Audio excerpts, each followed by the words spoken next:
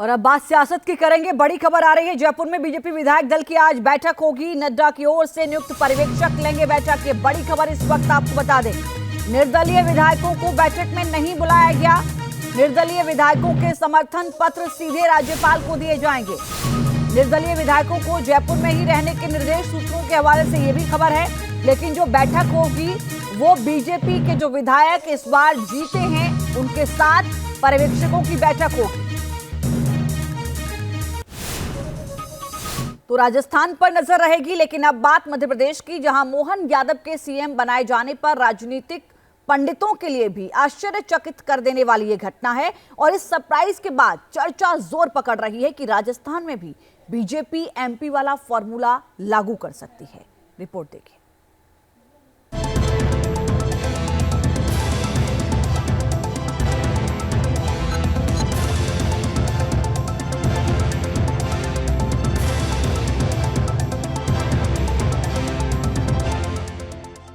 राजस्थान की महारानी है कि मान ही नहीं रही हैं। एक हफ्ते से ज्यादा का समय हो गया, लेकिन अब तक वसुंधरा राजे को मनाने का सिलसिला जारी है।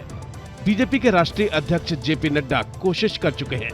राज्य के बीजेपी अध्यक्ष सीपी जोशी ने भी कोशिश की, लेकिन महारानी का मूड है कि बदल ही नहीं रहा है।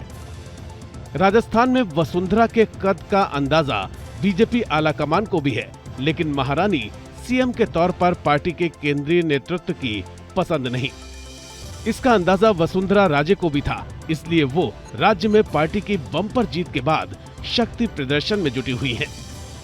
एक तरफ वसुंधरा कई बार पार्टी के केंद्रीय नेतृत्व के साथ भी बैठक कर चुकी हैं, तो दूसरी तरफ केंद्रीय नेतृत्व पर दबाव डालने के लिए वो लगातार विजयी हुए बीजेपी विधायकों से मुलाकात कर रही हैं। ऐसा कीजिए हो बोलो ना, हाथ जोड़िए। अरे बोलो।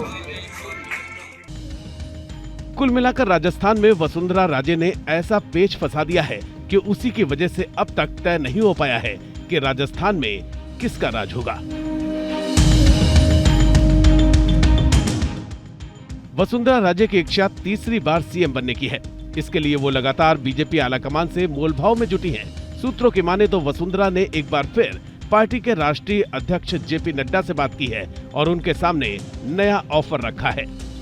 सूत्रों के हिसाब से ये भी जानकारी सामने आई है कि वसुंधरा राजे सिंधिया ने आलाकमान से ये मांग रखी है कि 1 साल के लिए उनको मुख्यमंत्री की पद की जिम्मेदारी दे दी जाए और 1 साल पूरा होते ही वो खुद इस पद को छोड़ देंगी।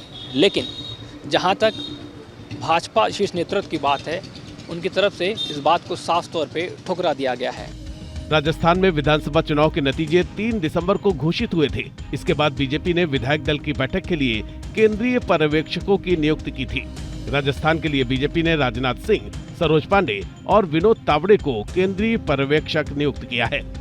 इस बीच विधायक दल की बैठक से पहले वसुंधरा की दावेदारी पर राज्य के कुछ बीजेपी नेता इशारों में सवाल भी उठा रहे हैं। और पीड़ा समाप्ति की ओर है। दिनों की दूरियां घंटों में सिमट चुकी है। आलाकमान के हमारे दूत, देश के रक्षा मंत्री जी जल्दी आएंगे और जल्दी निर्णय हो जाएगा, इस प्रकार की मैं उम्मीद करता हूँ। राजस्थान की कुर्सी की रेस में वसुंधरा राजे के अलावा केंद्रीय मंत्री गजेंद्र सिंह शेखावत, अश्विनी वैष्णव, दिया कुमारी, किरोड़ी लाल मीणा समेत कई नाम शामिल हैं। लेकिन अंतिम मुहर किसके नाम पर लगेगी, ये तो कल ही पता चल पाएगा। समय लग जाता है। कोई ऐसा नहीं है कि हमारे कोई झंझट हो, कोई पेच फंसा हो, कोई बाड़ेबंदी हो रही हो, कोई बगावत हो रही हो। ये संभव ही नहीं है भारतीय जनता पार्टी में। राजस्थान की सियासत पर नजर रखने वाले मानते हैं कि 2024 के लोकसभा चुनाव को देखते हुए पार्टी के लिए वसुंधरा के अलावा किसी और चेहरे पर दांव लगाना भारी पड़ सकता है। हालांकि ये भी माना जा रहा है कि सीएम की कुर्सी न मिलने पर वसुंधरा के विद्रोह करने की भी संभावना कम है, क्योंकि आज की तारीख में बीजेपी के हर एक कार्यकर्ता को मालूम है कि मोदी शाह युग में अटल आडवाणी वाले युग की बात सोचना और हाईकमान के खिलाफ झंडा बुलंद करना अपने पैर पर कुल्हाड़ी मारने जैसा होगा।